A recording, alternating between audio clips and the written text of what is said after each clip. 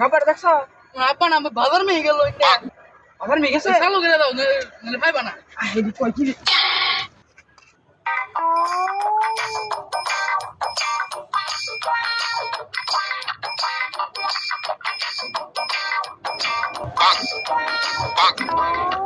বাড়ি গেছে একটা হলো নাকি আমি বাজার যাই বাধা লাগতো না ওই যে গরু ডিটা থইছে না গরু ডিটা গরু গোয়াল নিয়া গরু গুলো খাওয়ান টাউন দিয়ে রাখ না আমি যাই তোমার